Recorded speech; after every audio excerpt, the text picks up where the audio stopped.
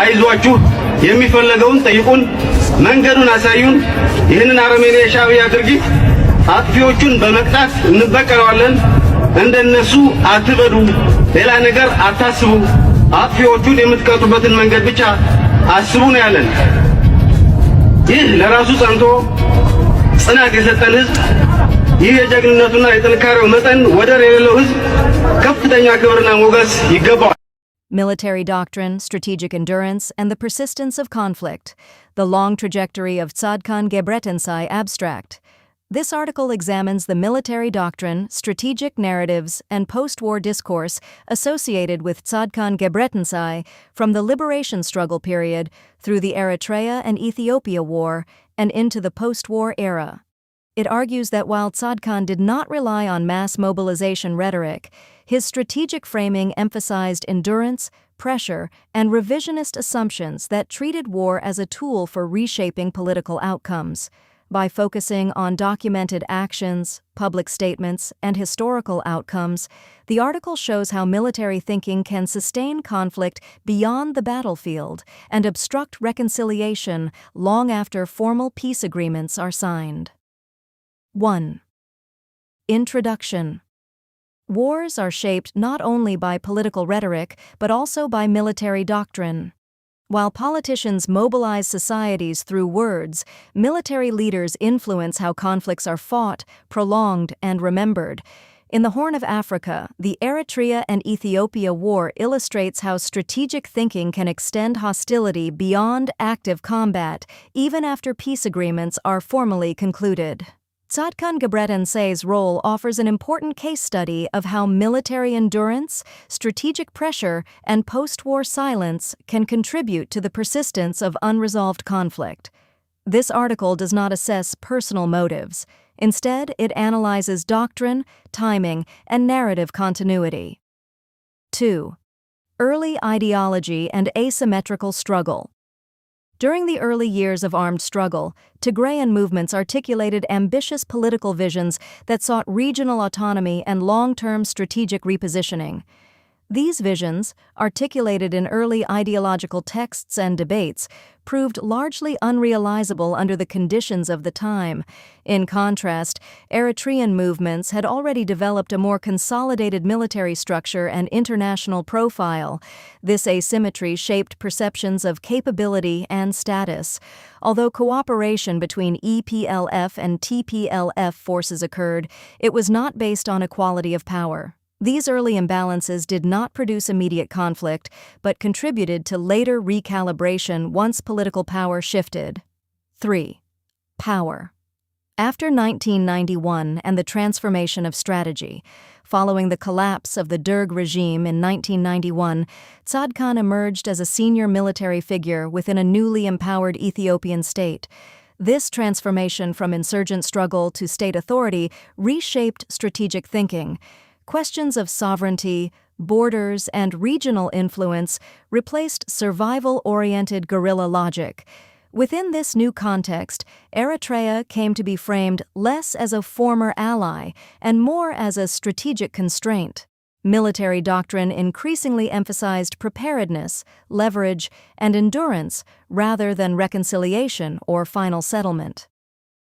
4. The final phase of the Eritrea and Ethiopia War. As a senior military commander during the Eritrea and Ethiopia War, Tzadkan oversaw operations that continued until the final days before the signing of the Algiers Agreement. Military pressure persisted in contested regions, and hostilities did not cease until only days before formal agreement. This pattern suggests an effort to secure positional or psychological leverage prior to negotiations. However, the continuation of fighting did not translate into decisive strategic advantage. The war concluded through diplomatic and legal mechanisms rather than battlefield resolution. 5. Strategic narratives, endurance, borders, and sea access. Public discourse associated with Tzadkan emphasized themes of strategic necessity, endurance, and national survival.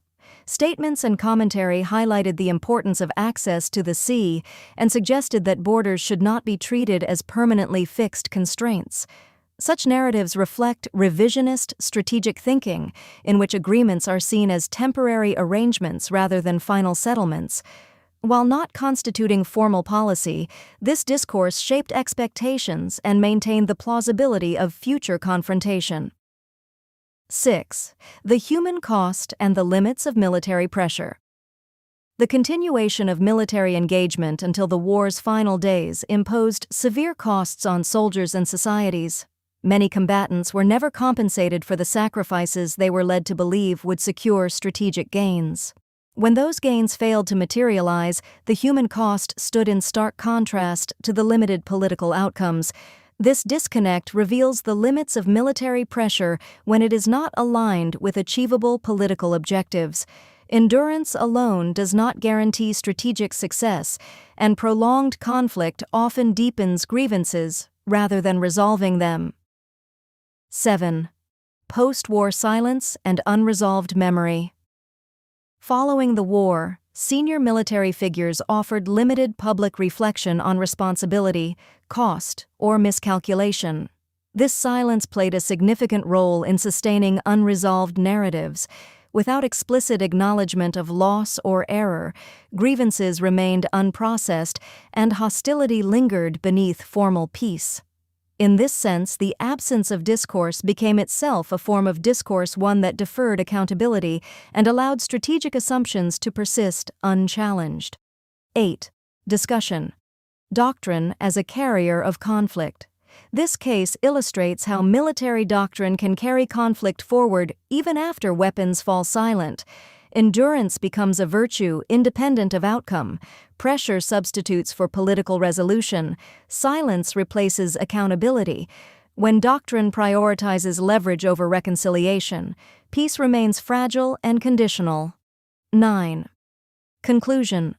The trajectory of Tzadkan Gebretensai demonstrates how military thinking can sustain conflict beyond formal war. Emphasis on endurance, strategic pressure, and revisionist assumptions contributed to a political environment in which peace was treated as provisional rather than final. This article does not claim hidden intentions or coordinated plans.